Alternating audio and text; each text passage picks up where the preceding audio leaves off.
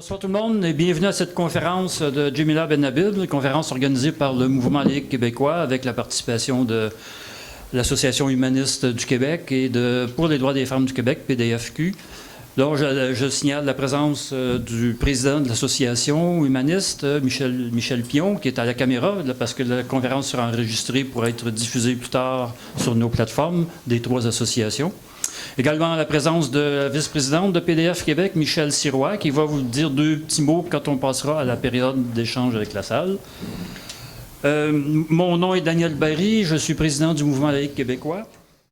Bon, ce n'est pas une soirée bénéfice, par contre, les quelques sous qu'on va faire vont aller directement à la défense de la loi 21. Comme vous savez, le Mouvement laïque québécois ainsi que PDF sont activement engagés dans la défense de la loi 21. D'ailleurs, on devrait recevoir un peu plus tard la procureure de PDF, le maître Christiane Pelcha, qui devrait être avec nous sous peu. Et notre campagne de financement est toujours en cours. C'est facile. Soit vous allez sur le site du Mouvement laïque et en fouillant un petit peu, vous allez trouver à quelle place vous pouvez faire des dons. Ou tout simplement, comme sur mon macaron, je donne 21.ca. Vous allez arriver sur la plateforme de dons spécifiquement pour le soutien financier à la campagne de défense de la loi 21. Alors, un immense plaisir d'avoir avec nous Djemila Benhabib. Et en fait, il faudrait que tu viennes plus souvent parce que les gens se sont ennuyés. Les gens se sont ennuyés de toi. Il faudrait que tu viennes nous visiter plus souvent, Djemila. Elle n'a pas besoin de présentation, mais je tiens à souligner son parcours de combattante féministe, laïque, démocrate, républicaine, universaliste. Une passionnariat, hein? J'ai entendu dire à Radio-Canada, une passionnariat de la laïcité, je pense que le terme est bon, est exact. Parcours exemplaire au cours duquel elle a toujours tenu tête à ses détracteurs qui l'ont poursuivi pour de fausses accusations dans les tribunaux et accusations qui ont tombé, en fait, des causes qui ont été perdues par ses détracteurs. Un parcours qu'on pourrait dire à contre-courant, par lequel elle et sa famille reçu des menaces de mort du Front islamique en Algérie, qui l'ont conduite, qui l'ont en fait obligée à l'exil avec sa famille en France. C'est peut-être ainsi que Djemila est venue au Québec, au Canada d'abord, ensuite au Québec. Djemila est pour moi un modèle de courage, de force, de persévérance, de résilience faite pour nous tous. Et cette résistance et son combat acharné pour la démocratie, la laïcité, la liberté d'expression lui ont valu des prix un peu partout où elle a séjourné. Prix du Mouvement laïque québécois, le prix Condorcet des Saules du Mouvement laïque, le prix de l'Association et de la Fondation humaniste du Québec. En fait, c'est parmi une longue liste, là, j'ai retenu quelques-uns. Et le prix des écrivains francophones d'Amérique. Le prix du comité Laïcité et République de Paris. En fait, ça se passe à la mairie de Paris. Le prix de la liberté d'expression de l'Université libre de Bruxelles. Alors, Djemila est avec nous ce soir, évidemment, pour parler de laïcité et pour aussi présenter son dernier ouvrage, avec toujours des titres coup de poing. La laïcité... Oui, elle va parler de la laïcité. Alors, le titre coup de poing, l'islamophobie, mon œil. Vas-y, Djemila. Okay.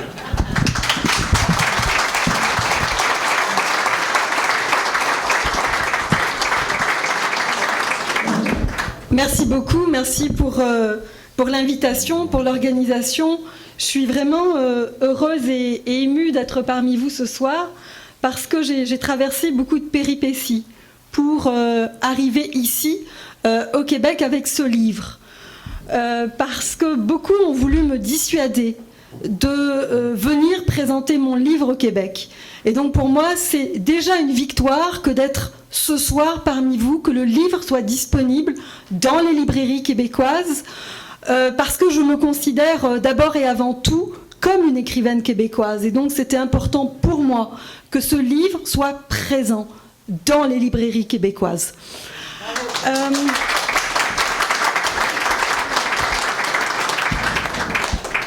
Évidemment, aujourd'hui, nous sommes en famille, nous sommes entre amis, une grande famille d'idées pour laquelle nous partageons les fondamentaux humanistes, laïques, universalistes, féministes.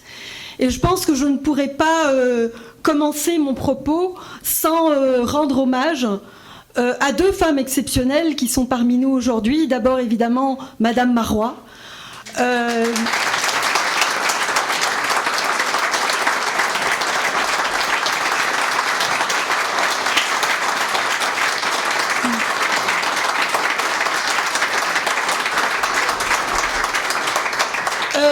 Dont la contribution pour l'éducation, pour la laïcité, pour les femmes, pour la construction de l'État québécois est véritablement inestimable. Et pour toutes ces raisons, je veux vraiment lui dire à quel point je l'admire, mon grand respect pour votre dévouement, pour notre État québécois et pour notre nation québécoise.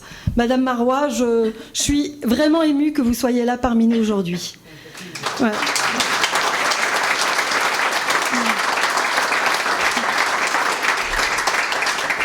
Et à côté de Madame Marois, il y a Insaf Haider, que tout le monde évidemment connaît. Une femme étonnante, une femme exceptionnelle aussi, arrivée voilà quelques années avec à peine une petite valise et trimballant avec elle 3 enfants en bas âge. Et quel parcours, mes amis, quel parcours. Aujourd'hui, elle défend mieux que quiconque nos combats. Nos combats pour la séparation des pouvoirs, nos combats pour la reconnaissance de la langue, nos combats pour une certaine fierté de qui nous sommes. Et ça, c'est important. Elle a même eu le culot, l'audace de se présenter pour les élections, pour le parti. C'est comme incroyable ce parcours-là. Parce que lorsqu'on sait d'où elle vient, lorsqu'on sait qu'en Arabie Saoudite, que dans ce pays qui est l'Arabie Saoudite, les femmes n'ont même pas le droit d'avoir une carte d'identité. Elles ne sont même pas reconnues pour des êtres. Les femmes ne peuvent, en tout cas à son époque, l'époque où elle a quitté, ne pouvaient même pas signer des bails, ne pouvaient même pas ouvrir un compte bancaire. La femme n'a pas d'autorité sur ses enfants. Et donc, c'est de là où elle vient. Et voir là où elle est arrivée aujourd'hui, c'est véritablement fabuleux. Évidemment, on la doit, je pense, à 2 éléments. Son caractère, sa force de caractère, son amour pour son mari, Raïf Badawi, mais aussi pour l'accueil que nous lui avons réservé. Parce que nous l'admirons, nous l'aimons.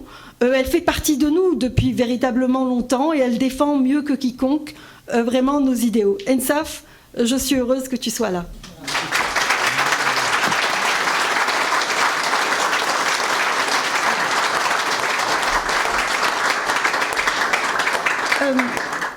Alors je souhaiterais évidemment aussi la bienvenue à tous les présidentes et les présidents et les représentants des associations qui se sont concertés pour organiser cette soirée.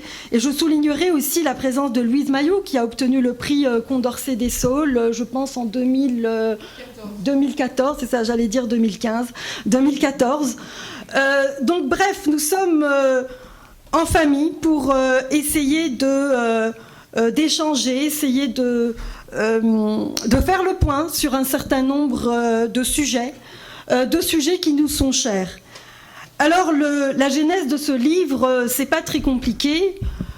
Tout commence en réalité par cet acte de décapitation de Samuel Paty, qui nous a véritablement secoués, fortement secoués, qui nous a plongés dans une très grande tristesse et aussi dans une grande incompréhension. Comment est-ce possible qu'un enseignant puisse être décapité à côté de son collège en France? Comment est-ce possible qu'un jeune qui n'a pas encore le permis de conduire puisse manier aussi bien les épées, puisse trancher la tête d'une personne? Comment se fait-il que l'auteur de cette décapitation soit un réfugié tchétchène qui a été accueilli en France, reconnu en France comme réfugié, avec sa famille, et sa nombreuse famille, je veux dire sa famille élargie? Comment se fait-il que cet être qui n'est pas allé se réfugier en Arabie Saoudite ou en Iran, qui est allé se réfugier dans un pays laïque, puisse un jour se retourner contre ce pays-là, qui l'a accueilli. Et donc je me suis posé ces simples questions, et cet acte de décapitation m'a plongé dans ma propre histoire, mon histoire algérienne, où là, 30 ans auparavant, on décapitait aussi les enseignants, où 30 ans auparavant, on égorgeait aussi les enseignants dans les cours d'école, devant leurs collègues et devant les élèves, pour tétaniser la population, pour plonger la population dans le silence, la peur, dans une espèce de terreur qu'on nous imposait par les armes et par la violence. Donc pour moi, en fait, ce n'était qu'une continuité, avec 30 ans de retard. Donc ce qui s'est passé en Algérie dans les années 90 était véritablement la continuité de ce qui se passait en France. Et je me suis posé aussi la question, pourquoi s'attaquer à un enseignant? Pourquoi s'attaquer à l'école? Et forcément, ceci nous amène au début des années 90, lorsque l'école française était aussi mise sous pression en raison d'un certain nombre d'élèves. Au début, ils étaient 3, et ils voulaient porter le voile à l'école. C'était en 89, c'était la fameuse affaire de Creil, et cette année-là, 89, c'était aussi l'année de la fatwa contre Salman Rushdie. Donc s'attaquer à l'école, mais aussi s'attaquer à la liberté d'expression. Donc c'était véritablement deux mouvements à travers lesquels les mouvements islamistes ont bâti leur stratégie. Une stratégie de terreur, une stratégie de peur, parce que, évidemment, pour résoudre des problèmes, pour évoquer des problèmes, il fallait parler. Or, on nous interdisait cette parole. Cette parole était difficile parce qu'on nous disait, regardez, si vous parlez, eh bien voilà ce qui peut vous arriver, c'est-à-dire, l'exemple, c'est Salman Rushdie. Alors, Salman Rushdie, il a fait son chemin, il a publié des livres, c'est un auteur immensément célèbre, courageux, qui a été condamné à mort donc, par une fatwa en 89 par la République islamique d'Iran. Et la particularité de l'islamisme, c'est qu'il a la mémoire longue. Il s'inscrit dans une temporalité qui est longue. Il n'oublie jamais. Nous, on peut oublier, et on oublie, mais l'islamisme n'oublie jamais. L'islamisme, quand il a des cibles, eh bien, il les exécute, même 30 ans plus tard, ou même plus. Donc Salman Rushdie a été poignardé, comme vous le savez. Il a perdu aujourd'hui l'usage d'un œil, il a perdu aussi l'usage d'une main. C'est à peu près le même scénario qu'un autre écrivain tout aussi fascinant, passionnant, Naguib Mahfouz, qui lui aussi a été poignardé en 1994, alors qu'il avait plus de 80 ans, et qu'il sortait de chez lui, et qu'il a été poignardé donc en bas de son immeuble. Et pareil, c'était un couteau, deux jeunes qui surgissent d'une voiture et qui le poignardent, deux jeunes qui n'avaient jamais lu, pas même une ligne de ce qu'il avait écrit. Et il a été condamné à mort pour un roman qu'il a publié dans les années 50. Ce roman, c'était une allégorie de la société égyptienne de l'époque, avec quatre, dont l'un qui incarnait la rationalité, la raison, et il y avait une rivalité entre, d'une part, un personnage religieux et un personnage plutôt qui incarnait la raison, et la fin du roman finit par la victoire de la raison sur l'obscurantisme. Donc on ne lui a jamais pardonné ce roman Aouled Harithana. Et on l'a aussi poignardé, il a aussi perdu l'usage de sa main, et ça a été extrêmement difficile par la suite pour lui. Alors ce combat, vous le savez, ce combat contre la terreur, contre l'islam politique, ce n'est pas un combat sans risque. C'est un sport de combat. Et lorsqu'on s'inscrit dans ce sport de combat, eh bien, on perd des plumes dans le meilleur des cas. Et dans le pire des cas, on y laisse la vie. Et aujourd'hui, lorsque je pense à toutes ces personnes que j'ai moi-même connues et qui ne sont plus là, je me dis que notre responsabilité première, c'est véritablement de s'inscrire dans ce combat humaniste, pour que les idées puissent circuler. Il faut que les idées circulent. Et pour que les idées circulent, il faut qu'il y ait un espace pour cela. Or, je me suis rendu compte que cet espace où les idées doivent circuler, doivent primer, où il doit y avoir une contradiction, où il doit y avoir une pluralité des idées, eh bien, il s'amenuise, véritablement. Et je l'ai vécu, il s'amenuise ici au Québec. C'est d'ailleurs l'une des raisons pour lesquelles j'ai quitté le Québec. Parce que je ne pouvais plus y exercer ma fonction première, qui était celle de penser ma société, de contribuer à ma société, de pouvoir m'exprimer dans un espace qui était dédié au débat public. Et ça, évidemment, ça me préoccupe. Ça me préoccupe parce qu'une société qui ne peut plus débattre, où il n'y a plus d'espace de débat, où les espaces de débat rétrécissent, c'est une société qui ne peut pas résoudre un certain nombre d'enjeux, un certain nombre de défis. Et donc nous avons grandement besoin de ces espaces, nous avons grandement besoin de débats pluriels. Il ne s'agit pas d'être d'accord, c'est pas ça du tout le but. Le but, c'est tout simplement de pouvoir argumenter, construire, de pouvoir échanger. Je pense que ça, c'est essentiel pour la vitalité de notre pensée et aussi la vitalité de notre société.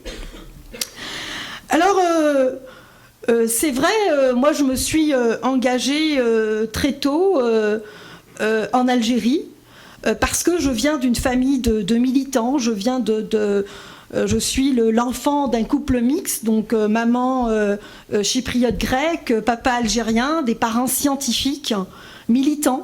Des militants de gauche, des militants qui se sont beaucoup investis dans l'université, dans l'éducation. Je peux dire que mes parents, ce sont des bâtisseurs de l'université d'Oran en mathématiques, en physique. Donc pour nous, l'éducation était véritablement essentielle, que tout le monde puisse avoir accès à l'éducation et aussi à une éducation de qualité. L'éducation universitaire, pour nous, c'était essentiel. Et donc c'est ce climat, cette atmosphère de respect, d'échange, d'engagement qui m'a permis de me conscientiser très tôt, très jeune, d'abord de comprendre que j'étais dans un milieu privilégié, mais en même temps que j'appartenais à une société dans laquelle il y avait beaucoup de défis.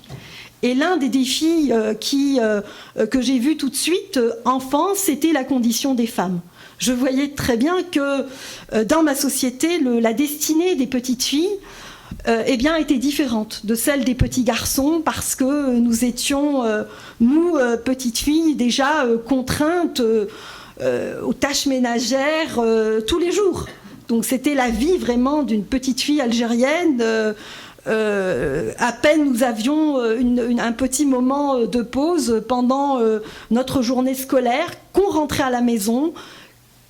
Ça m'a permis de côtoyer donc beaucoup d'enfants. Moi, je fréquentais l'école populaire en Algérie.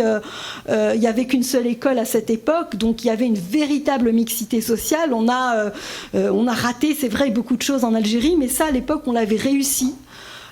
Donc mélanger les personnes, mélanger les classes sociales. Et donc c'est ce qui m'a permis de pénétrer dans les maisons, c'est ce qui m'a permis de me rendre compte que finalement ma condition était pratiquement exceptionnelle. Et donc nous étions, avec mes petites camarades, nous étions confinés à des tâches, et nous étions aussi au service des petits garçons, des hommes. Il y avait toujours quelqu'un à servir. Il y avait un oncle, un cousin, un père qui venait, puis bon, il fallait le servir. Et donc très jeune, j'ai compris que il y avait quelque chose qui ne fonctionnait pas. Et au lieu qu'il y ait une progression, il y a eu une terrible régression. En 1984, nous avons véritablement régressé parce que nous avons adopté un code de la famille qui était basé sur la charia, donc sur des textes de loi religieuses, pour régir la condition des femmes. Et donc, on était véritablement dans un pays avec de grandes contradictions. D'un côté, il y avait un mouvement de libéralisation des femmes qui était réel. Je veux dire, les femmes allaient à l'école, elles allaient à l'université. Il y avait vraiment un mouvement de dévoilement aussi. Et donc, elles essayaient de prendre leur place. Et en même temps, il y avait un blocage politique. Et le blocage politique, il venait des mouvements les plus conservateurs de la société. Et les mouvements les plus conservateurs, eh bien, c'était des mouvements religieux. Donc, c'était des mouvements clairement islamistes. Donc, qui voulaient vraiment que l'ossature juridique du pays, lorsqu'il était question des femmes, eh bien, soit marquée par le religieux. Et ce qui est important de comprendre ici, c'est que la pénétration du projet islamiste, elle s'est faite à travers ce moment-là historique. Et elle s'est faite donc dans les familles. Donc dans les familles, les familles devenaient le laboratoire de la violence parce que cette violence était à l'égard des femmes était légitime. Elle était institutionnelle, elle était légitime. Donc, à une époque, les députés de l'Assemblée nationale, c'était le parti unique en Algérie à l'époque, se sont même passionnés pour la correction des femmes. C'est-à-dire, comment fallait-il corriger les femmes? Fallait-il les corriger légèrement, lourdement? Fallait-il laisser des traces? Lorsqu'on corrige les femmes, à quelle fréquence fallait-il les corriger? Et donc, il y avait véritablement une grande incompréhension. Donc, il y avait d'une part ce qui posait problème, cette pénétration des idées conservatrices et religieuses au sein de la famille, avec une institutionnalisation de la violence, mais il y avait aussi à l'école sensiblement le même mouvement. C'est-à-dire les islamistes ont compris que pour travailler le corps social, il fallait d'abord et avant tout mettre la main sur l'école. Et donc, dès les années 80, nous avons senti ce changement-là. Donc ce changement dans les familles, donc à travers le code de la famille, mais aussi ce changement au sein de l'école populaire, je veux dire. Et donc, à l'école, nous étions contraints de réciter, évidemment, des récitations coraniques qui, par moments, en appelaient à la violence, en appelaient aux assassinats, qui dénigraient les femmes, qui dénigraient les non-croyants. Donc, en fait, on formatait les esprits très jeunes à l'acceptation de la violence et à l'usage de la violence. Donc en 90, lorsque la violence a éclaté, elle avait des racines. Je veux dire, les racines étaient véritablement profondes parce que ceux qui se sont constitués en assassins au début des années 90, c'était jeunes. C'était des jeunes. C'était des jeunes avec, dont certains, j'ai partagé l'école avec eux, je jouais avec eux, je me battais avec eux, je veux dire, on jouait aux billes, à l'époque je jouais aux billes, j'ai joué aux billes avec eux, je courais avec eux, donc, et nos chemins se sont brusquement séparés. Évidemment, l'Algérie est un pays complexe, fascinant. Ce qui est intéressant de retenir de cette expérience, c'est que cette expérience algérienne, elle nous permet de comprendre l'ensemble des pays musulmans. Parce que dans l'ensemble des pays musulmans, l'entrisme islamiste s'est fait à travers l'éducation, c'est-à-dire à travers l'école, mais aussi à travers la condition des femmes. Et donc ça veut dire que dans l'ensemble des pays musulmans, à chaque fois qu'il est question de régir le statut des femmes et la famille, eh bien on va puiser dans des lois religieuses.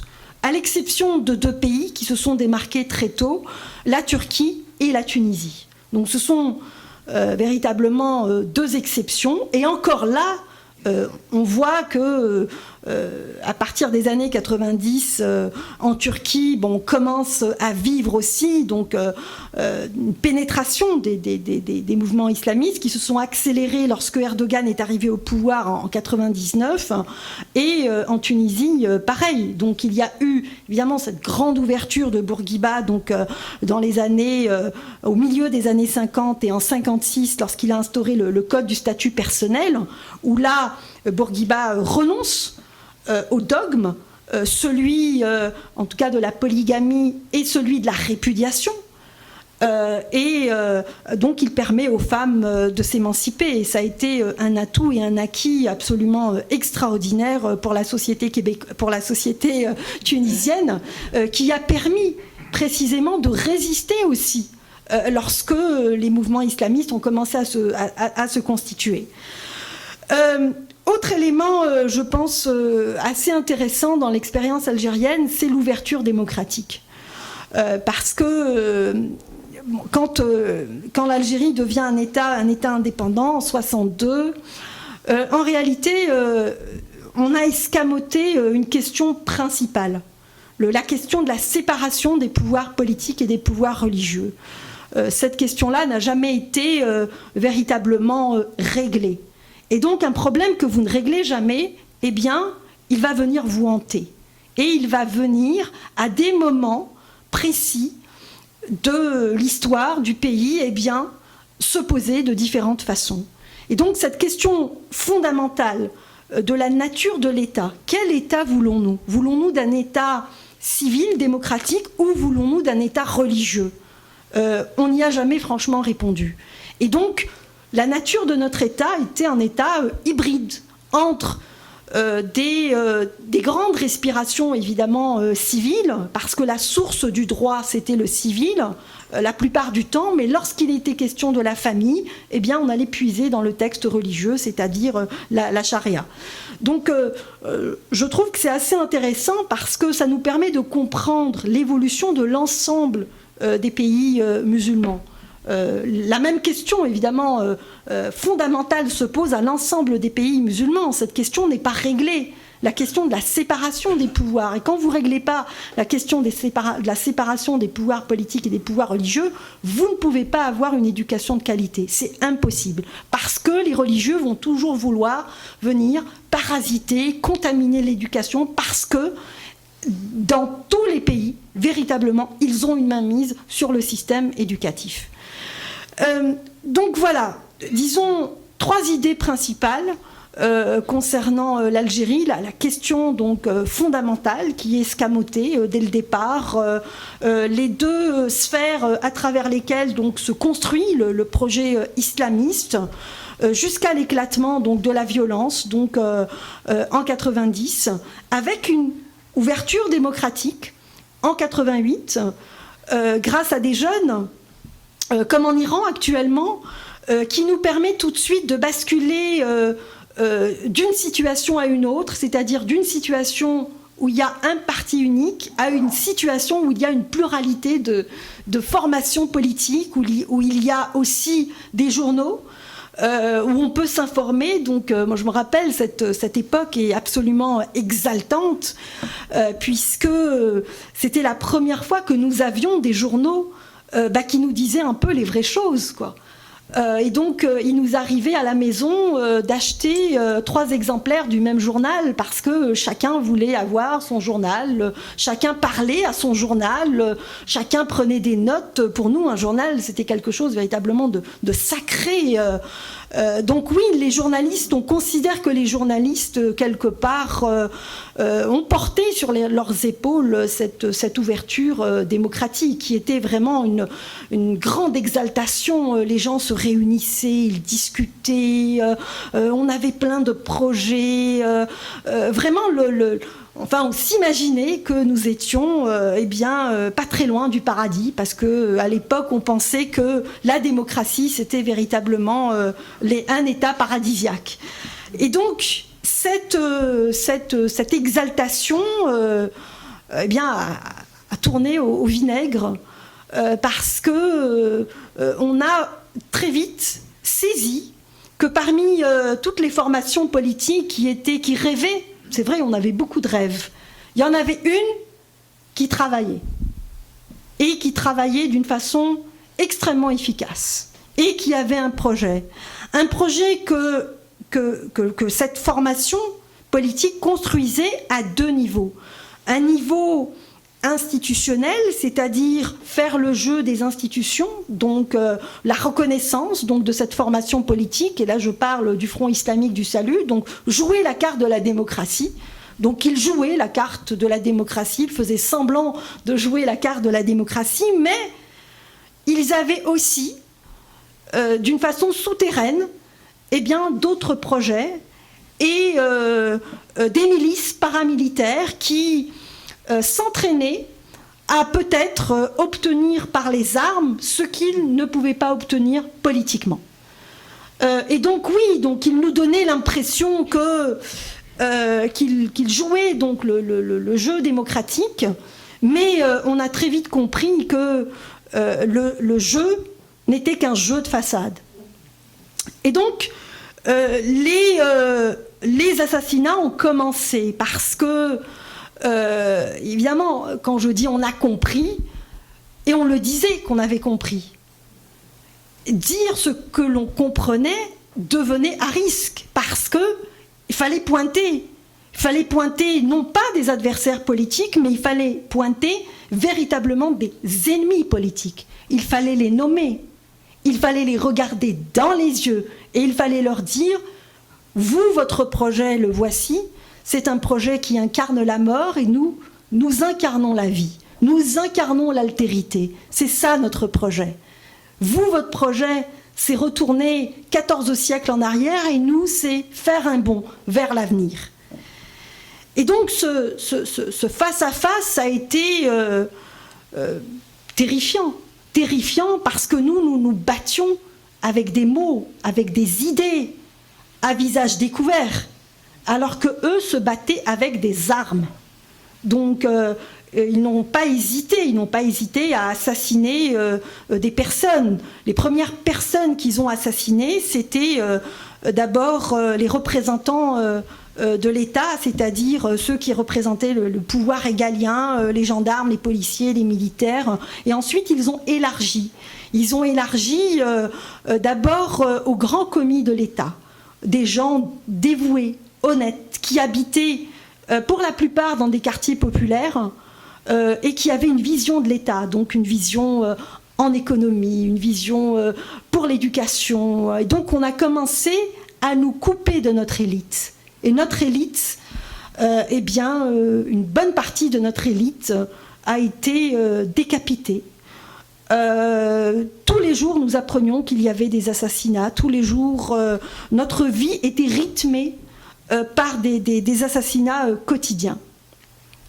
Et pendant cette époque, on avait deux choix.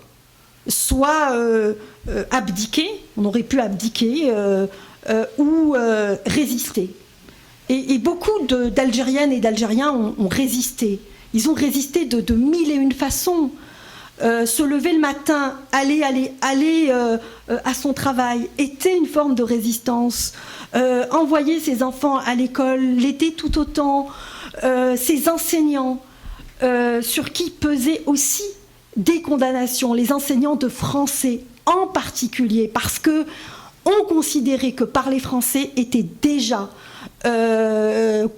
constituait déjà une traîtrise, parce que la seule langue que nous devions parler était la langue arabe. Eux considéraient ça comme ça. Et donc beaucoup d'Algériennes, d'Algériens ont résisté.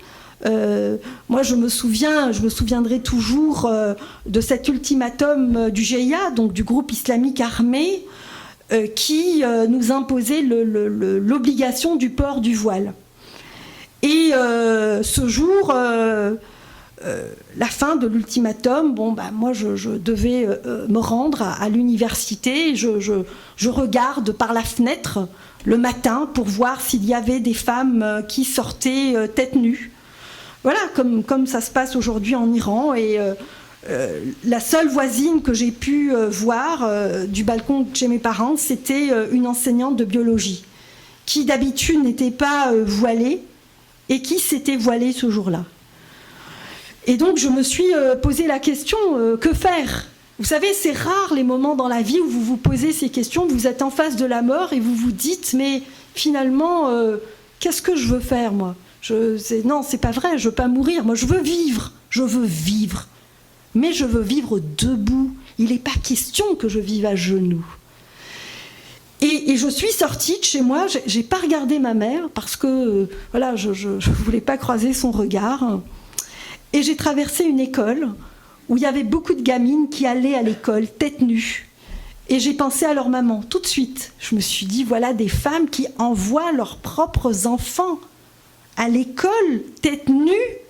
Mais quel acte de résistance incroyable!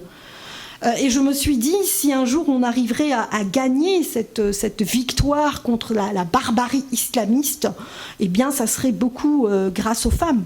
Ça serait beaucoup grâce à ces femmes qui ont choisi d'envoyer leurs gamines à l'école, dans une école mixte, où filles et garçons, nous étions ensemble pour apprendre, pour grandir, pour s'impliquer plus tard dans notre pays. C'est dans cet esprit que nous avons été élevés. Alors, j'ai quitté l'Algérie en 1994, après une condamnation du Front islamique du djihad armé, parce que dans cette Algérie des années 90, il y avait une pléthore d'organisations paramilitaires. Chacune avait sa spécialisation. Qui dans les journalistes, qui dans les profs de fac, qui dans les agents de l'ordre, et ainsi de suite. Et donc nous avons quitté pour la France.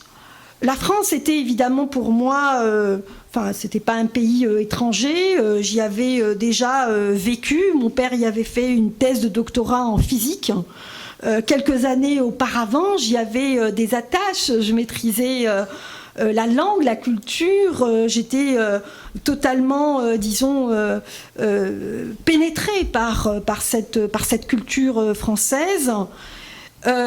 Mais la France, en fait, que je découvrais au rythme de mon séjour, était loin, évidemment, de la France des vacances, et surtout avait une réalité concrète que je découvrais, avait une nouvelle réalité que je découvrais. Pourquoi ? Parce que nous sommes installés dans le nord de Paris, donc dans le 93, maintenant mondialement connu.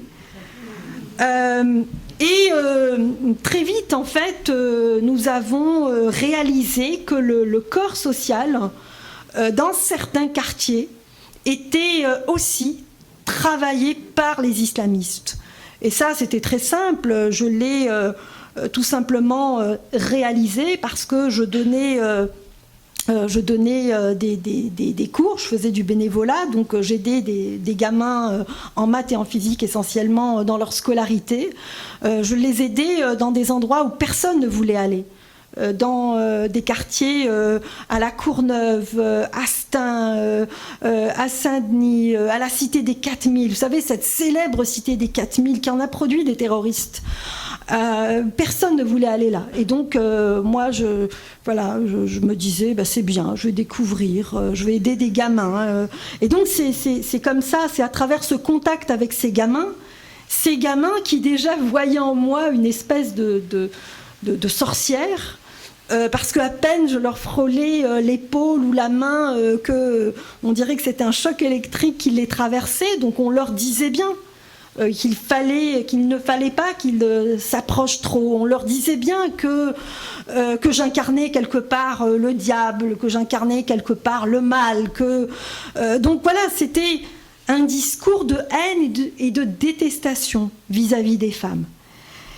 Et bon, alors avec les gamins, vous savez, faut savoir aussi les prendre un petit peu. Donc dès qu'ils ont compris que j'étais aussi la seule personne ressource qui pouvait véritablement les aider en mathématiques et en physique, ils ont fini par accepter que je puisse les aider.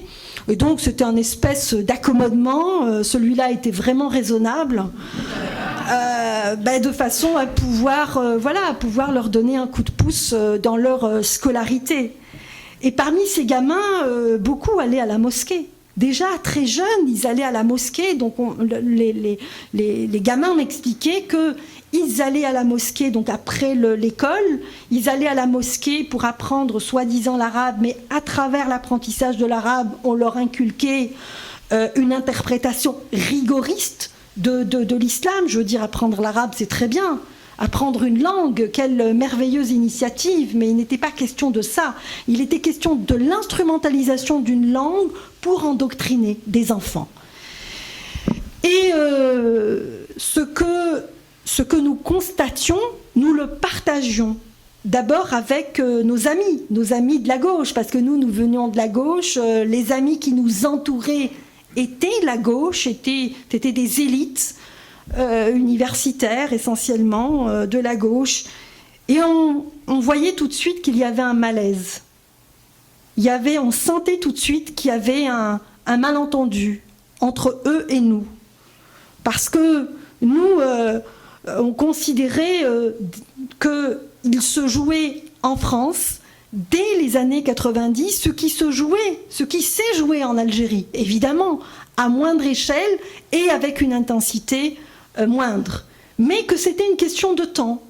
Et donc, il fallait attendre 10 ans, 20 ans, 30 ans pour avoir les premiers attentats. En réalité, les premiers attentats ont éclaté dès les années 90. En fait, en 94, les premiers attentats ont ciblé la France. Donc la France a été ciblée par différents attentats terroristes. Et donc, en fait, on ne comprenait pas.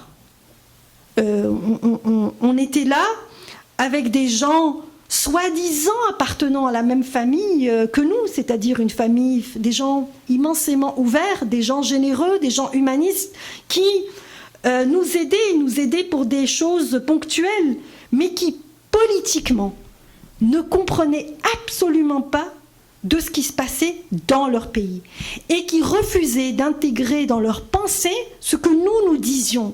Pour eux, nous étions détraumatisés algériens. Et que ce que nous avions vécu en Algérie devait rester en Algérie. Et que la France, était un pays exceptionnel qui, évidemment, ne pouvait pas être frappé par cette violence. Donc il y avait aussi un enjeu concernant la liberté d'expression. On sentait bien que notre parole, à nous, était muselée. Nous avions besoin de parler, nous avions besoin aussi de témoigner de ce que nous avions vécu en Algérie, mais de ce qui se jouait aussi en France, parce que notre regard était plus aiguisé que le leur sur certaines problématiques, évidemment. Et on n'y arrivait pas. Et malheureusement, ce travail de sape qui a constitué donc à travailler le corps social en France, il n'a jamais cessé.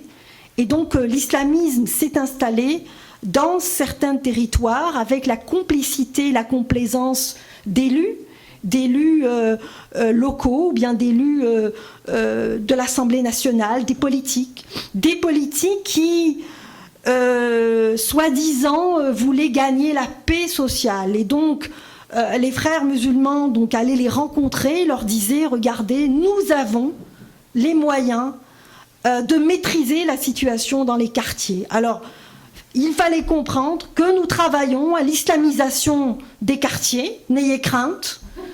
Et malheureusement, ce que les élus comprenaient, c'était autre chose. C'était une certaine naïveté, une certaine complaisance, une certaine lâcheté, disons-le, parce que certains savaient, certains comprenaient ce qui se jouait, mais n'arrivaient pas donc à s'investir dans, une pensée qui allait à contre-courant de la pensée dominante française à l'époque.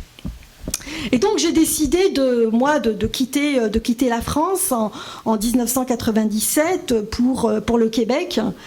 Alors encore là, le Québec, j'y connaissais mais strictement rien, mis à part une chanson de rock voisine, Les Yeux d'Hélène, que mon amoureux me chantait sur les plages d'Oran. Et à l'époque, je pensais que Rock Voisine était québécois. J'ai été déçue, mais bon, j'ai vécu d'autres déceptions plus grandes dans la vie. Et il me fallait un pays loin, loin, loin de l'Algérie et de la France. C'était le premier critère. Il me fallait un pays ouvert à l'immigration, et il me fallait aussi un pays où les femmes vivent librement. Ça aussi, c'était pour moi vraiment une condition absolument nécessaire, et en français. Et donc, bien, mes espoirs se sont portés sur le Québec. Et donc, j'ai pris un sac à dos. J'ai évidemment pas dit à mes parents que je partais. Mes parents, j'ai claqué la porte de la maison. J'ai juste dit, je m'en vais pour un petit voyage à Noël. Parce que, bon, bah voilà, je suis jeune et il fallait découvrir un peu le monde. Et à partir de là, l'aventure a commencé. J'ai revendiqué le statut de réfugié politique que j'ai obtenu 3 mois plus tard. J'ai commencé à étudier à l'INRS Énergie et Matériaux. J'ai été recrutée, j'ai obtenu une bourse pour l'excellence de mon dossier. Donc, le jour où le directeur de recherche m'a appelé pour me parler de son projet de recherche, pour m'offrir un poste de chercheur. Bon, alors il m'a dit, écoutez, le seul problème, c'est que, voilà, c'est à Varennes. Moi, je ne savais même pas où c'était Varennes. Il me dit, alors, est-ce que vous acceptez de venir à Varennes ? J'ai dit, évidemment, j'accepte de venir à Varennes. Mais je ne savais même pas où c'était, je vous assure, j'étais vraiment ignorante de tout. Et en fait, il me disait ça parce que il n'y avait pas de bus. À l'époque, il y avait un bus le matin, puis un bus le soir. Enfin, tout le monde, on est dans le pays de l'auto, tout le monde a une auto. Et donc, les collègues, en fait... m'offrait des lifts à chaque fois. Donc il y avait un collègue suffisamment généreux pour m'attendre quelque part et puis pour me prendre. Mais de toute façon, je faisais une partie de mon travail de recherche à Montréal et donc je n'avais pas à me déplacer tous les jours à Varennes. Donc vraiment une nouvelle vie a commencé pour moi. Il fallait tout réapprendre, vraiment tout. Parce que l'exil vous met... face à des défis qui jusque-là ne sont jamais n'ont jamais apparu, donc il fallait tout réapprendre, même à marcher, parce que marcher en hiver, évidemment, c'est tout un apprentissage, vous le savez. Et j'étais véritablement immensément heureuse de cette liberté, quand je voyais des gens libres, des femmes libres dans la rue, des gens... je veux dire, heureux, des gens... moi, j'avais vécu dans un pays où on avait subi la violence.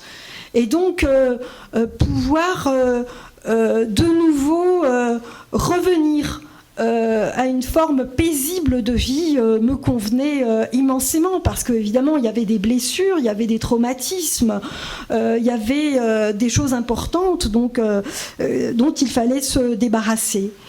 Et voilà, mes premières années au Québec, ça a été véritablement des années où je découvrais donc un territoire immense, parce qu'il n'était pas question pour moi de me confiner à Montréal. On a tout de suite pris donc, le chemin de plusieurs villes. On voulait découvrir donc ce territoire absolument fascinant. Bon, bien sûr, il fallait aussi rééduquer son oreille à un autre accent. Fallait aussi se faire comprendre, enfin, toutes des petites choses comme ça auxquelles on n'y pense pas. Mais dans la vie de tous les jours, ça compte, parce que la vie de tous les jours, c'est une succession de petits détails. Et je faisais du théâtre, enfin, plein de choses vraiment formidables que j'avais jamais faites de ma vie. Et donc, dès qu'on me proposait quelque chose, j'étais la première à dire oui. Et mon pays me manquait. L'Algérie me manquait terriblement. Je suivais tout ce qui se passait en Algérie. Je lisais tous les jours la presse algérienne. Après ma recherche à l'Université de Montréal, j'allais à la presse, la maison de la presse internationale, où là aussi, chose incroyable, on avait le droit de lire des journaux qu'on n'achetait pas. Mais Puis je me disais, mais quel pays? Vraiment, mais quel pays? Et donc je prenais le journal, je prenais Al-Watan, je me rappelle, et je le feuilletais, je lisais. Ensuite, je reposais Al-Watan, j'allais un peu du côté de Libé, un peu du côté du Monde. Et donc, je faisais vraiment le tour de mes préoccupations, de ces deux pays qui m'habitaient, la France et l'Algérie. Je suis devenue correspondante de presse pour Al-Watan. Et franchement, tout allait bien. Tout allait très bien. J'ai rencontré mon compagnon, qui était aussi journaliste. On voyageait, on s'intéressait, je découvrais la société, je découvrais aussi sa complexité, la dualité, parce que je suis allée m'installer aussi dans l'Outaouais, donc travailler à Ottawa, au Parlement canadien, où là aussi, choc culturel, je suis devant des députés, mais qui ne comprennent que dalle au Québec. Et forcément, je venais à peine d'arriver que je comprenais mieux qu'eux, que je me considérais déjà plus évoluée dans ma compréhension. En tout cas, j'étais plus ouverte, ça c'est clair. Est venu le 11 septembre, voilà. Est venu le 11 septembre 2001, où là, ça m'a replongé dans... évidemment une problématique que je connaissais. À peine 2 jours plus tard, donc le 13 septembre, je pars à New York faire une série de reportages. Donc mon journal m'a envoyé faire une série de reportages avec Gilles aussi, mon compagnon, qui était journaliste pour la presse. Et j'ai décidé de quitter le monde de la physique à ce moment-là pour entrer dans un monde... passionnant, qui est celui des sciences politiques, des relations internationales, pour comprendre d'abord ma condition et pour problématiser ce que nous avions vécu en Algérie, pour avoir des outils, non seulement pour témoigner, mais pour problématiser. Pour moi, c'était important, c'était essentiel, parce que je savais que ce que le monde vivait, ce que le monde a vécu le 11 septembre, allait nous occuper pendant longtemps. Et donc... il n'était pas question pour moi que les autres parlent à ma place. Je considérais que j'étais la mieux placée pour expliquer ce qu'était l'islam politique. C'est-à-dire un mouvement totalitaire, un mouvement qui prône la fusion entre la religion et l'État, un mouvement qui subordonne les femmes, un mouvement qui étouffe l'éducation, un mouvement qui n'accepte pas l'altérité. Donc c'est ça le projet de l'islam politique. Et donc je voulais être outillée pour pouvoir l'expliquer au plus grand nombre. Et c'est de cette façon donc, que j'ai fait ma maîtrise à l'UQAM en sciences politiques, en droit international. Donc j'ai repris des études. Je me suis passionnée pour ce débat sur les accommodements qu'on disait à l'époque raisonnables.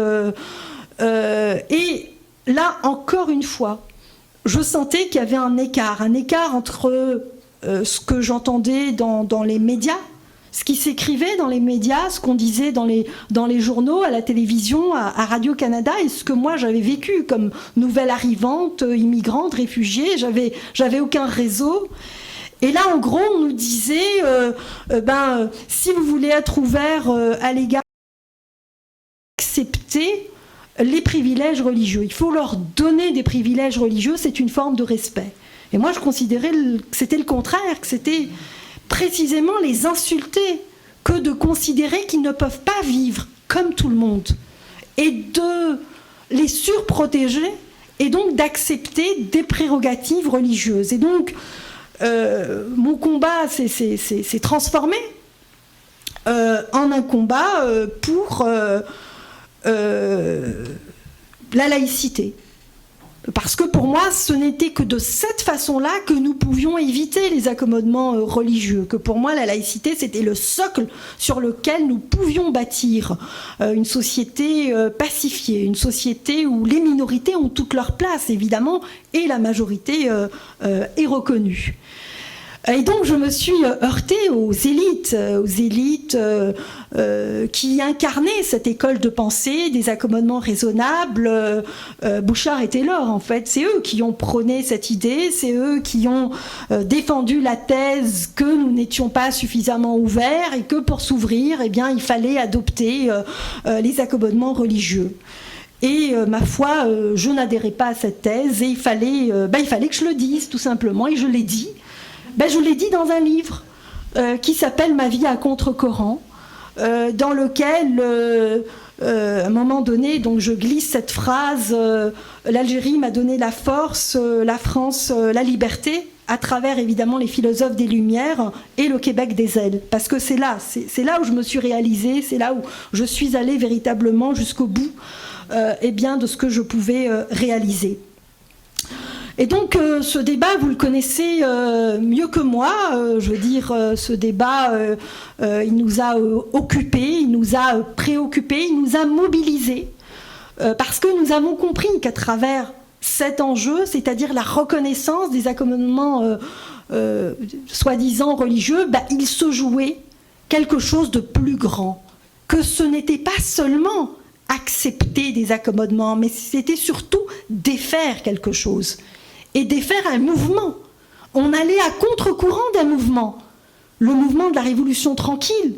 Nous allions à contre-courant de ce mouvement de déconfessionnalisation des écoles, dès lors que nous avons accepté le Kirpan. Mais je me disais, mais qu'est-ce qui nous arrive? Nous marchons sur la tête. Comment est-ce possible que certaines de ces élites québécoises puissent défendre un tel projet? Nous allons à notre perte. Et nous nous sommes évidemment mobilisés pour faire avancer l'idée que nous ne pouvions arrêter ce courant des accommodements raisonnables sans adopter une charte de la laïcité. Et il fallait convaincre un parti de porter ce projet.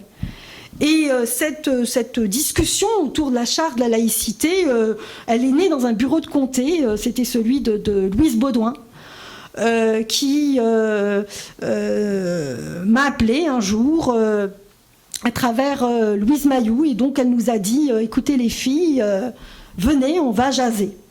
Donc on est allé dans son bureau et on lui a dit « Écoute, notre conviction profonde, c'est que pour sortir de ce cul-de-sac, il fallait donc adopter une charte de la laïcité. Nous avions même écrit une charte de la laïcité et le Parti québécois a adopté cette mesure, cette disposition lors d'un congrès. C'est Louise Baudouin donc, qui a fait avancer cette idée.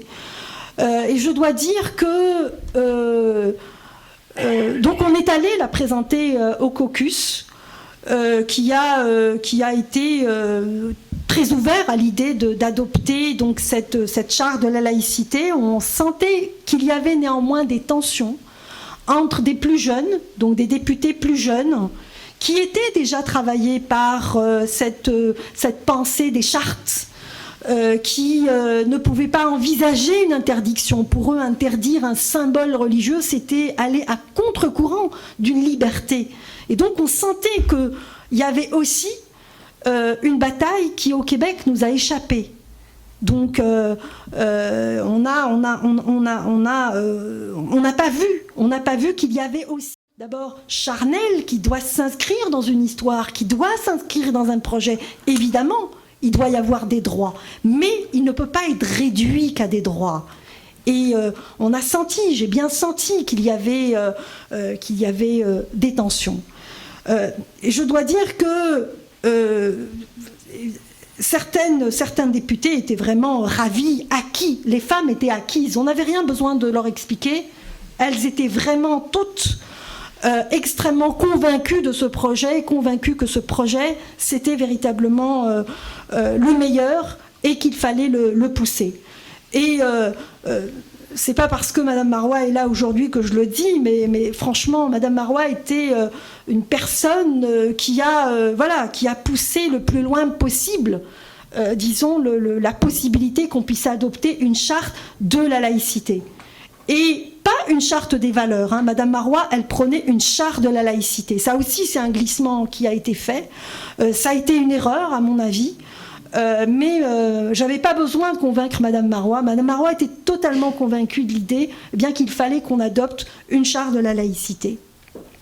Et donc le projet de loi que nous avons adopté, que le gouvernement donc a adopté, il est quelque part aussi le produit de nos luttes collectives qui s'inscrivent dans une histoire qui est très longue, couronnée évidemment par des luttes extrêmement importantes dans l'école, mais aussi dans l'administration publique.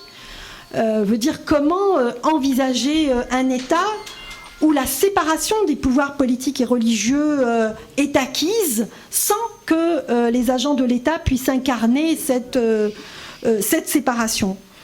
Je peux vous parler de la présidente du syndicat des fonctionnaires à l'époque, c'était Lucie Martineau, qui était véritablement une lionne, qui défendait ce projet de loi. Cette possibilité-là d'adopter une charte de la laïcité, et évidemment Christiane Pelchat, qui a aussi mobilisé donc, autour d'elle pour que nous puissions incarner cette charte de la laïcité. Alors voilà, donc aujourd'hui, cette loi a été adoptée. Alors bien sûr, on peut la considérer comme un peu tiède, un peu mollassonne, mais ne jamais oublier dans quel contexte cette loi est adoptée. Elle est adoptée en Amérique du Nord, où réduire la liberté de religion relève quasiment du blasphème. On est accusé, mais de tous les maux, de tous les torts, dès lors qu'on envisage le lien politique en dehors du religieux.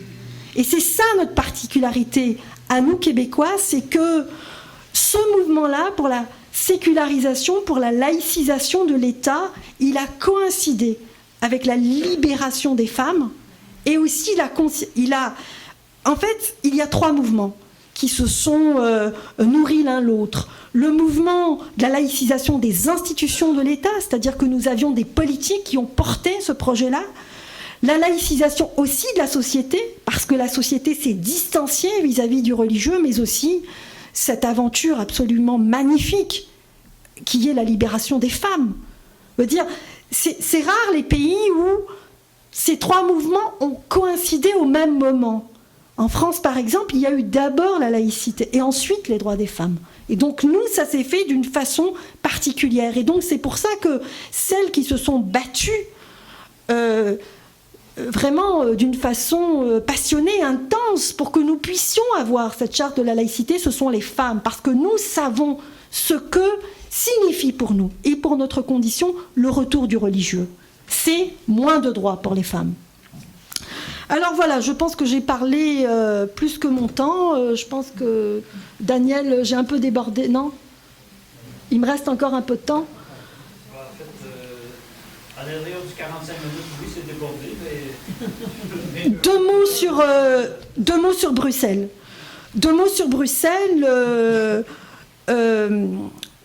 Donc oui, je travaille au Centre d'action laïque, donc qui est une institution paragouvernementale qui œuvre pour la laïcité, qui œuvre à tous les niveaux, par le bas et par le haut. C'est-à-dire, par le bas, nous sommes présents dans la société, donc nous sommes présents dans les quartiers, dans les écoles, dans les hôpitaux, dans les prisons. À chaque fois qu'il y a la présence du religieux, parce qu'on est dans une laïcité très particulière en Belgique, c'est une laïcité de reconnaissance des cultes, et non pas une laïcité d'indifférence vis-à-vis des cultes. Donc on reconnaît tous les cultes, on reconnaît aussi la laïcité comme étant un culte, on marche aussi là-bas un peu sur la tête. Et donc voilà, donc, mon travail au quotidien, c'est de veiller à ce que nous puissions véritablement œuvrer pour la laïcité. Alors, j'habite dans une ville, évidemment, dans une grande capitale européenne. On dit Bruxelles est la capitale de l'Europe. Il s'y passe des choses très intéressantes, certainement. Mais j'ai découvert aussi, dans cette grande capitale européenne, l'impossibilité pour beaucoup de personnes qui sont de culture musulmane de pouvoir vivre librement. Et donc, par exemple, je ne sais pas, dans un lieu de travail, pendant le mois de Ramadan, lorsqu'on est musulman, eh bien, on ne peut pas boire un verre d'eau. On est obligé de se cacher, on est obligé d'aller aux toilettes, on est obligé d'invoquer une maladie, on est obligé de... Et donc, concrètement, cela signifie que la première liberté, qui est la liberté de conscience, elle est violée.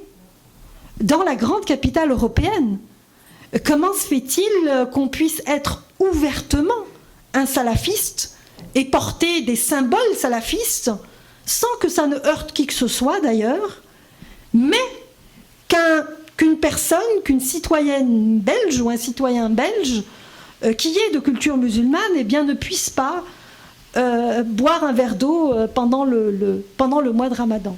C'est très interpellant. Et cette situation n'est pas anecdotique parce qu'elle est révélatrice.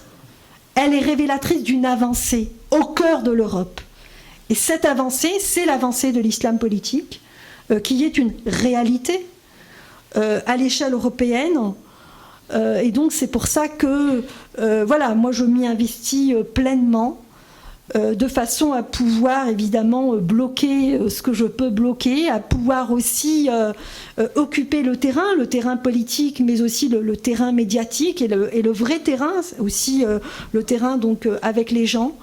Et donc j'entends les mêmes conneries là-bas aussi. On est traité de tous les noms, on est des racistes, on est des islamophobes, enfin les mêmes histoires, le racisme systémique, enfin toutes ces conneries que vous connaissez ici, elles sont reproduites là-bas, c'est du copier-coller.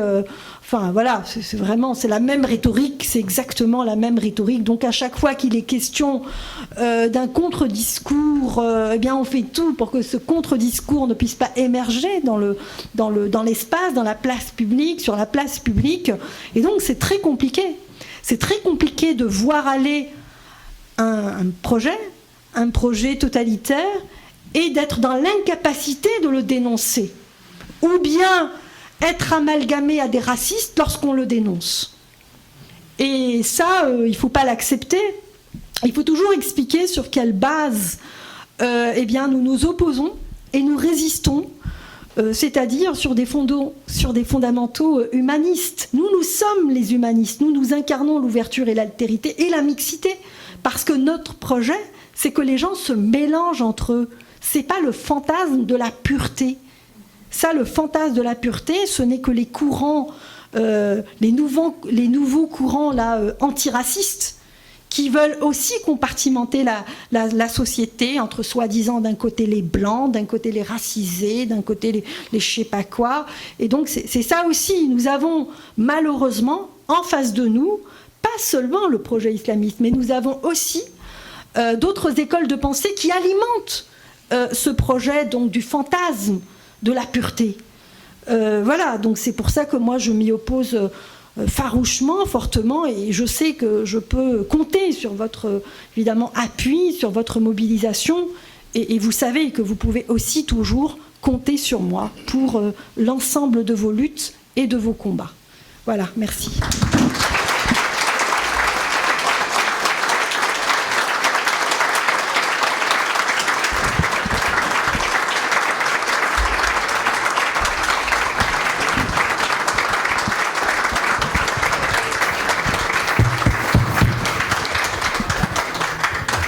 Merci beaucoup, Jamila. Pendant qu'on installe le micro à la salle, oui, et je te remercie aussi d'avoir complété ma liste de présentations. J'avais bien dans mes notes l'intention de souligner la présence de Mme Marois, de Mme Ansaf, mais son arrivée triomphale m'a fait perdre le fil. Et aussi la présence de Mme Isabelle Dion, de la Commission citoyenneté du Bloc québécois. Et la présidente du Rassemblement pour la laïcité, Nadia El-Mabrouk. J'espère n'avoir oublié personne.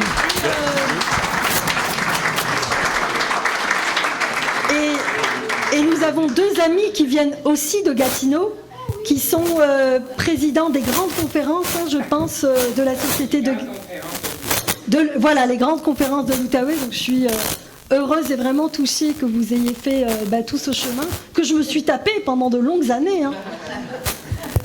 Donc merci d'être là. Et voilà. Et comme j'avais mentionné lors de la présentation à l'ouverture, Madame Michèle Sirois, vice-présidente de PDF Québec, voulait adresser aussi quelques mots à l'attention de Jimmy Lard. Bonjour, merci beaucoup au nom de nous tous et de nous toutes, particulièrement les femmes. J'ai bien aimé la chute, la libération des femmes, oui, ça nous préoccupe. Et merci pour ton courage, Jemila, mais aussi ta rigueur et ta passion. Parce que mettre rigueur et passion ensemble, c'est pas toujours évident, mais toi, tu le fais vraiment de façon merveilleuse. On a le goût de te suivre toujours. Je voulais te remercier aussi parce que tu dénonces bien les discours qui créent un climat qui d'intolérance. Au nom de la tolérance, on devient intolérant aux idées qui sont différentes, surtout face à la laïcité. Et puis, cette intolérance face à la laïcité, elle se traduit par une intolérance face aux personnes qui défendent la laïcité. Hein? Tout ce que tu as eu comme menaces et autres. Et puis, il y en a d'autres ici dans la salle qui en ont subi aussi. Alors, c'est un certain lobby islamiste qui nous accuse de faire partie d'un lobby islamophobe. Alors, mais on est dans une bataille, une guerre. Et Jemila, tu nous aides à avancer sur le chemin pour la gagner, cette guerre. Ça, c'est bien, bien important, parce que le discours islamiste veut fabriquer un discours contre le racisme systémique. Je trouve que tu as bien fait le lien là avec tous ces discours qui nous traitent, qui ciblent les incroyants, puis c'est large, facile d'être incroyant pour certains rigoristes islamistes. Alors, merci de dénoncer tout ça.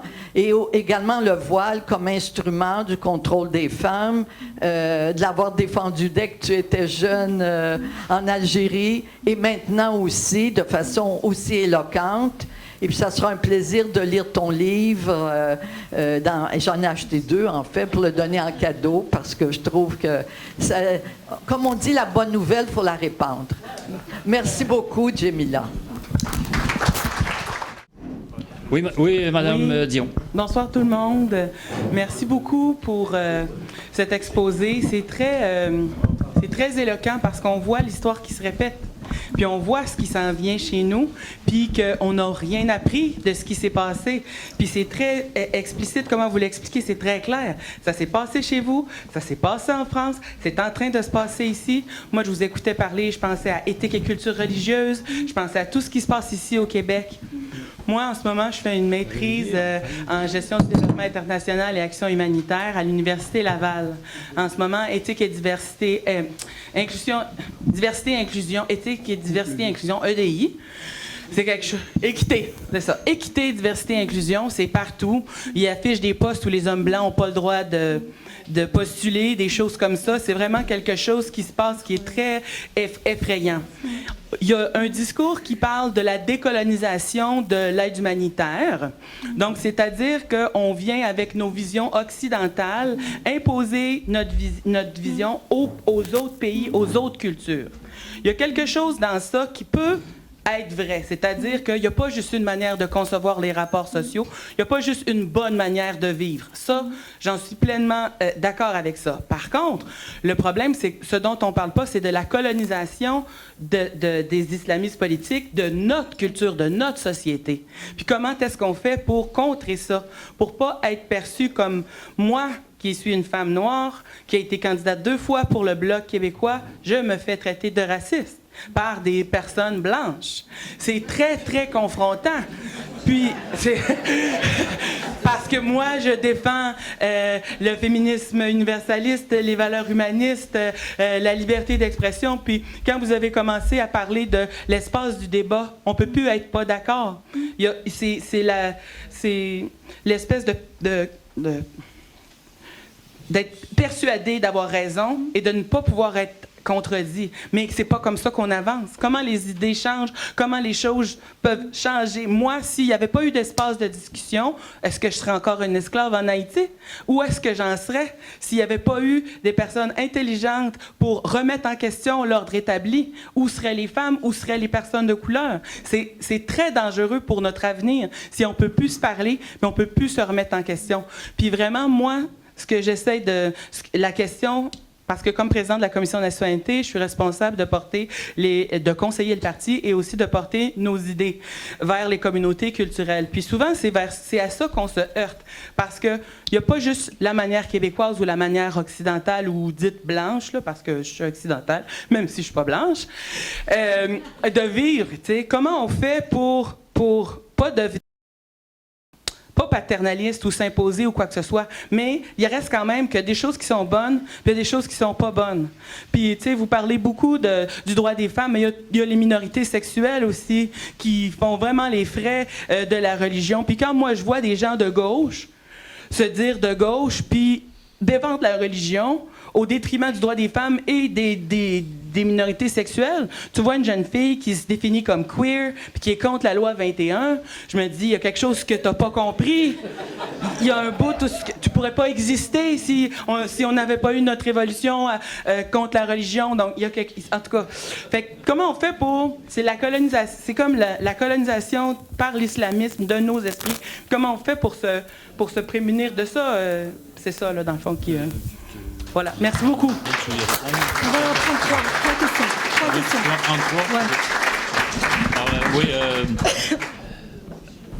Jamila veut prendre 3 interventions, puis ramasser l'ensemble, puis reprendre la parole par la suite, à moins que ce soit une question très précise.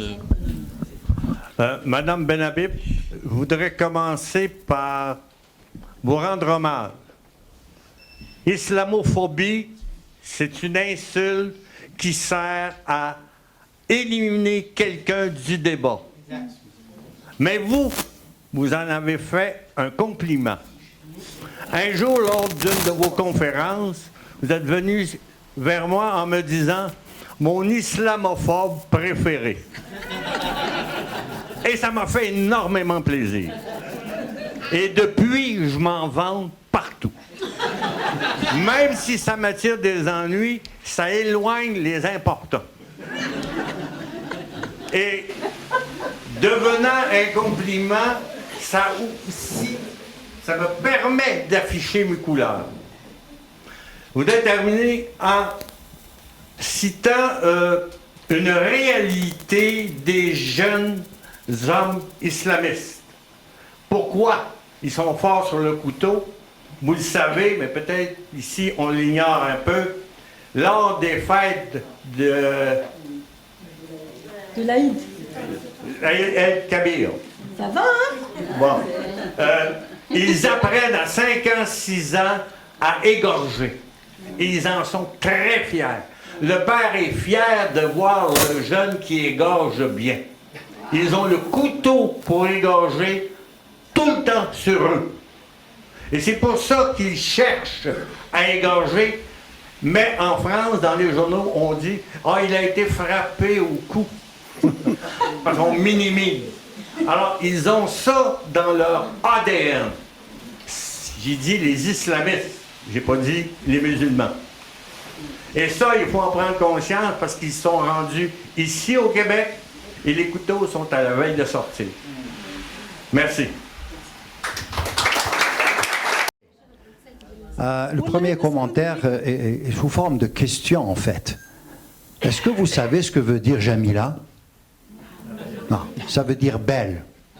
Et aujourd'hui, elle est encore plus belle. Jamila. J'ai l'avantage d'avoir été avec son papa, lui à Oran, moi à Alger, à non pas combattre, mais à lutter contre les islamistes. Et on avait une chose de spéciale.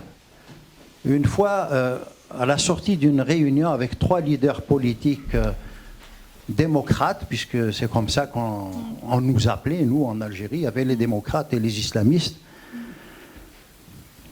Monsieur Hachmi Shrif, qui était le président du mouvement démocratique et social, Monsieur Saïd Sadi, qui était président du Rassemblement pour la culture et la démocratie, et M. Reda Malek, qui est un aîné, hein, un révolutionnaire, qui était le fondateur du journal El Moujahid en 1956 en Tunisie et qui était président de l'Alliance nationale républicaine. À la suite de cette réunion, une phrase est sortie. Nous sommes la famille qui avance, eux, c'est la famille qui recule.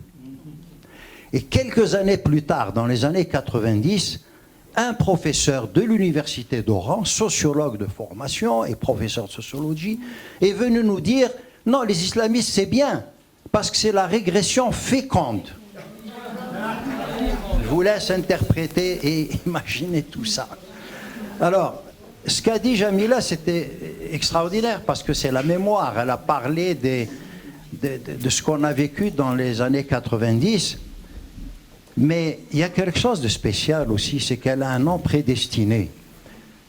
Les premières révolutionnaires de la guerre d'Algérie qui se sont manifestées en Algérie étaient toutes des Jamilettes. Jamila Bouhirb, Jamila Boupacha et ainsi de suite. C'était des militantes, des patriotes qui, étaient sorties et ne portaient pas le voile en 1956, 57, 58. Elles étaient dévoilées. On les prenait pour des Françaises. Et elles allaient dans les cafés, les bars, les restaurants. Et elles ont été ce qu'on a appelé plus tard les poseuses de bombes. Parce qu'il fallait réagir contre l'abjection du colonialisme français, qu'on le veuille ou non. Alors, elle porte un nom prédestiné. Et aujourd'hui encore, elle le prouve par tout ce qu'elle a dit, par tout ce qu'elle a annoncé et énoncé. Je voudrais dire autre chose. On parle beaucoup d'islamophobie, c'est vrai, mais moi, les premiers islamophobes, ce ne sont pas les islamistes parce que je les connais et ils me connaissent. Ce sont les Québécois qui soutiennent les islamistes. Ça, c'est très grave. Moi, je n'en reviens pas jusqu'à maintenant, après les effets de la Révolution tranquille, de voir des Québécois qui disent « Non, non, il faut ouvrir la porte à ces islamistes. » Et on en a un déjà à l'Assemblée nationale. Malheureusement, à un cycle par-dessus le marché, donc en plein cœur de Montréal. Dernière chose, on parle du wokisme. Ah, c'est en anglais, c'est l'éveil. Mais vous savez qu'à la même période, et même avant, on a un terme en arabe qui dit sahwa. L'éveil de l'islam. Non, non. Nahda, c'est autre chose, c'est la révolution. Mais je parle de sahwa. Les islamistes de la Ligue internationale, la Ligue mondiale, parlent de sahwa et ils sont là en lien avec les wokistes. Alors si on ne prévient pas ces phénomènes de rapprochement, on ne pourra jamais s'en sortir. Voilà, c'est tout ce que je voulais dire. Merci.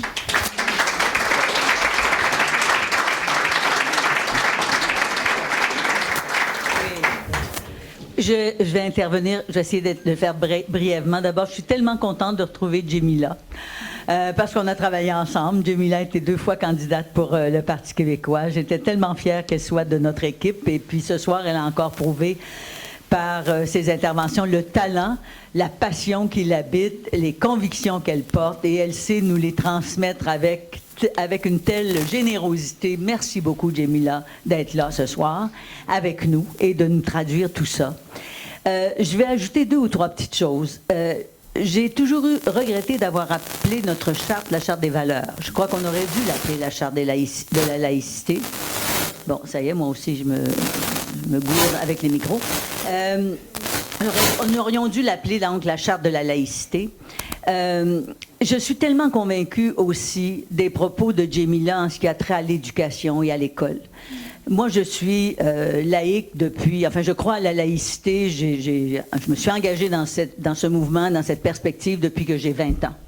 Donc, ce n'est pas d'hier, quand on m'accusait de vouloir exploiter ce thème au plan politique. J'ai des convictions profondes à cet égard-là. Et juste pour vous donner un petit exemple, mes enfants ne sont pas baptisés. Je dis, parce que j'ai été élevée quand même dans la religion chrétienne, la religion catholique, ils choisiront un jour, s'ils le désirent, ce sera leur choix. Je ne leur en impose aucun. Mais quand j'ai été ministre de l'Éducation, l'une des premières préoccupations que j'ai eues, ça a été de déconfessionnaliser d'abord les commissions scolaires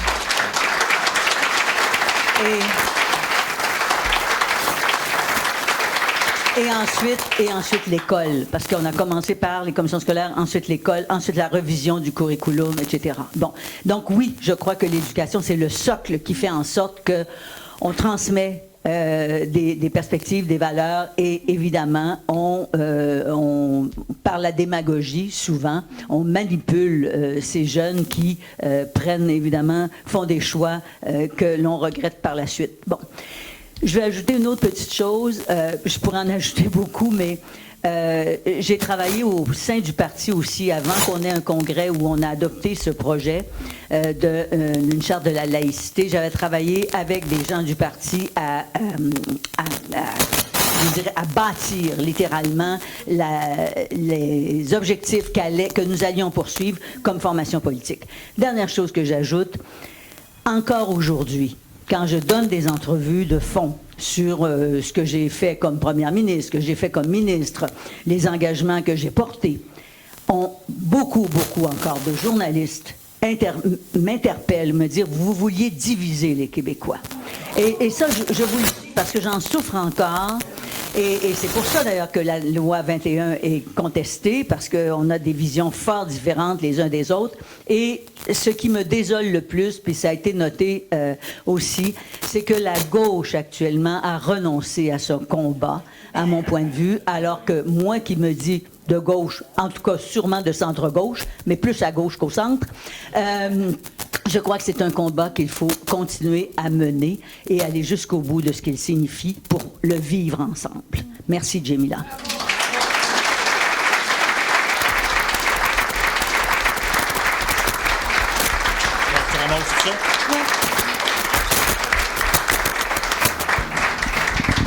Alors, Jamila nous ramasse tout ça pour le mot de la fin.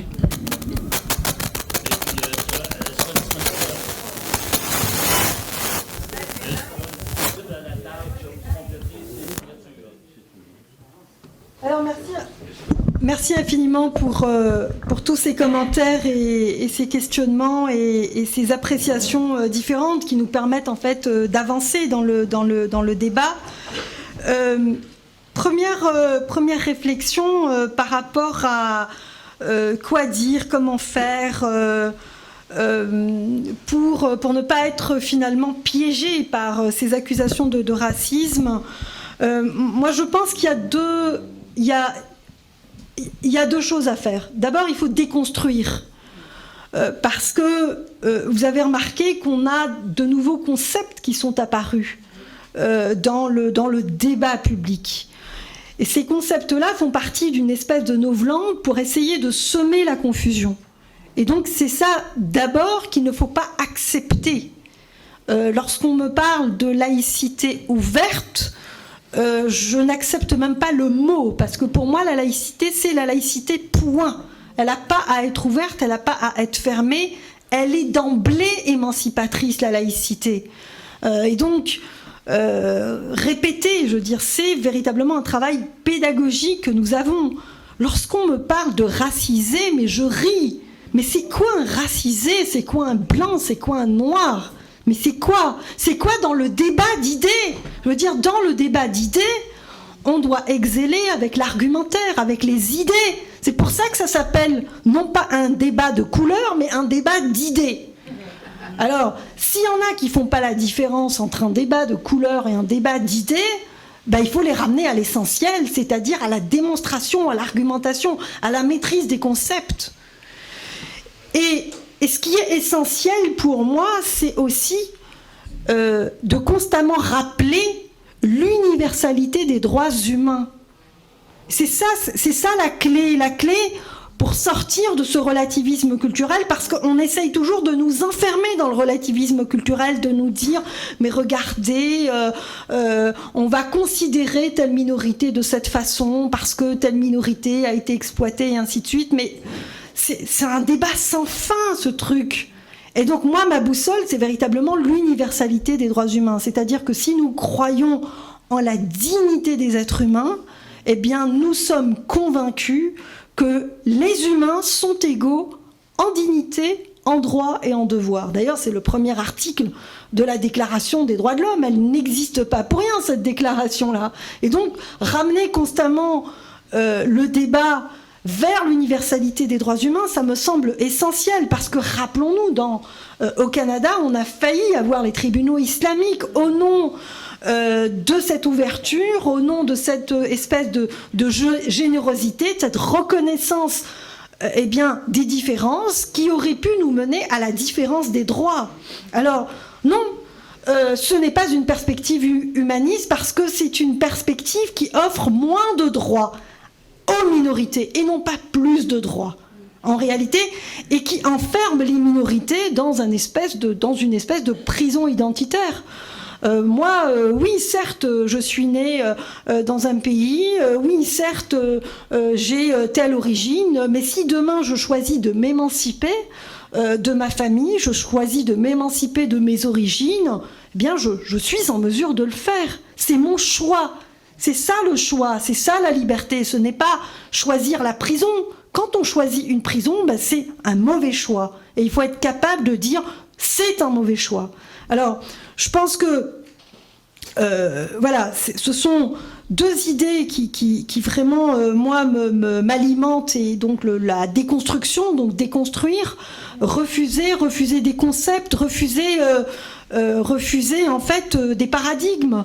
Prêt à penser. On nous dit maintenant dans le débat public, il y a quasiment des axiomes, comme en mathématiques et en physique, c'est-à-dire quelque chose que vous ne pouvez pas démontrer, mais que vous prenez d'emblée pour la vérité. Mais non, je m'excuse, mais c'est pas comme ça que ça marche. Oui, ça marche pour des personnes qui s'inscrivent dans un dogme. Et en effet, le multiculturalisme est un dogme au Canada. Mais pour les gens qui y croient, pas pour moi.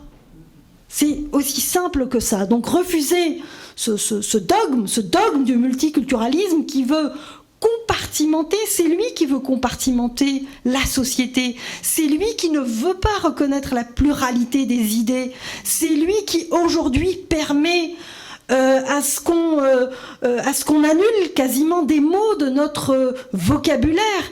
Et renoncer à des mots, c'est renoncer aussi à des titres. Pourquoi ne pouvons-nous plus aujourd'hui dire tout simplement nègre blanc d'Amérique? C'est un grand titre, ça fait partie du patrimoine littéraire québécois. Refuser de nommer, c'est renoncer à ce livre. Mais pourquoi renoncer à ce livre? Pourquoi nous appauvrir intellectuellement et culturellement? Ce livre fait partie de nous, il fait partie de moi. Donc, il m'appartient, c'est à moi de le défendre. Pourquoi renoncer à dire un autre titre, faire l'amour avec un nègre? Pourquoi je veux dire, sans se fatiguer en plus. Voilà, sans se fatiguer en plus. Je veux dire, comment faire l'amour avec un nègre sans se fatiguer? Non, mais ça vous donne aussi ce simple titre vous donne une idée de la liberté qui régnait au sein de notre société. Parce que ce n'est pas dans toutes les sociétés que l'on peut publier des titres comme Ma vie à contre-courant. Ce n'est pas dans toutes les sociétés que nous pouvons publier des titres avec le mot nègre et en plus en rire. Et donc on veut nous enlever cette légèreté, cette possibilité du pas de côté, cette possibilité de distanciation et surtout, mais rire. Mais il faut continuer de rire parce que rire, c'est désacraliser. Mais nous, on n'est pas dans la sacralité. Nous, on est dans la distanciation. Moi, si tu me fais la démonstration de quelque chose, oui, je vais y adhérer. Mais si d'emblée tu viens m'imposer tes idées, ben là, c'est non. Donc je pense que à travers la désacralisation et le rire, c'est extrêmement important. Et moi, honnêtement, je n'ai pas eu peur de nommer des adversaires politiques. Depuis la publication de Ma vie à contre-courant, et d'une façon encore beaucoup plus ouverte et assumée avec les soldats d'Allah à l'assaut de l'Occident, c'est-à-dire en 2011, où j'ai vu une dérive porté par Québec solidaire, porté par le NPD, porté par le Parti libéral. Et il faut le dire, il ne peut pas y avoir d'entente possible avec de tels partis, même avec un parti qui est QS et qui est soi-disant indépendantiste et qui n'a rien d'indépendantiste et qui a tout d'un parti relativiste et franchement d'un parti racoleur, parce que tout ce qu'ils cherchent, eh bien, c'est des votes. Et du pouvoir, évidemment.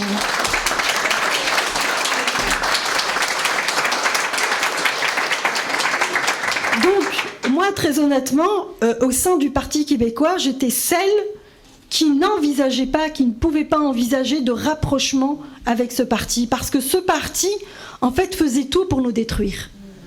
Et nous avons été suffisamment innocents, eh bien, pour ne pas les voir venir, alors que partout où ils allaient, partout, ils étaient dans une stratégie de dénigrement permanente, d'accusation permanente. On nous a accusés de tous les noms pendant cette campagne électorale de 2012, de 2014. C'était des campagnes électorales très très dures, où l'on venait quasiment souiller nos bureaux, nos affiches, je veux dire, nous traitant d'être des racistes.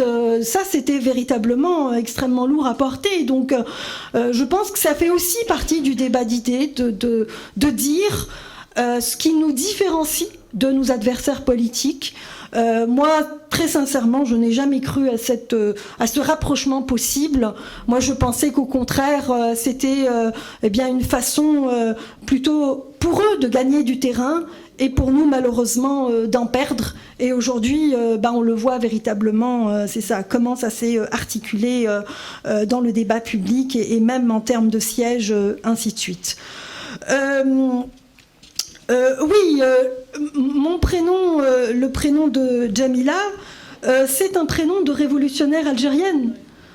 Donc je suis très consciente de cette histoire. Je veux dire, j'ai été élevée avec le plus grand respect que je devais aussi à mes aînés, celles qui m'ont permis d'être libre. Je pense qu'on a aussi une dette vis-à-vis de ceux qui nous ont précédés, de ceux qui ont préparé le chemin de notre émancipation. Parce que si nous sommes arrivés là où nous sommes aujourd'hui, c'est parce qu'avant nous, il y a des gens qui se sont sacrifiés. Et c'est aussi pour eux, c'est aussi pour porter leur héritage que nous nous battons pour eux, pour nous, mais aussi pour nos enfants. Pour laisser à nos enfants, eh bien, minimalement, ce que nous avons reçu, ce que nous avons obtenu. Et pourquoi pas espérer pour nos enfants plus que ce que nous avons reçu. Or, aujourd'hui, en matière de laïcité, nous reculons. Comment pouvons-nous, aujourd'hui, en 2022, envisager un Québec plus religieux à travers les religions des minorités, eh bien, que celui qui prévalait dans les années 80, 90, 2000. Mais c'est insensé. Et donc, c'est pour ça qu'il ne faut pas accepter que cette machination eh bien, puisse aboutir, parce que ça serait une marche arrière extrêmement regrettable en termes de droit, en termes de liberté, en termes d'émancipation individuelle et collective. Merci.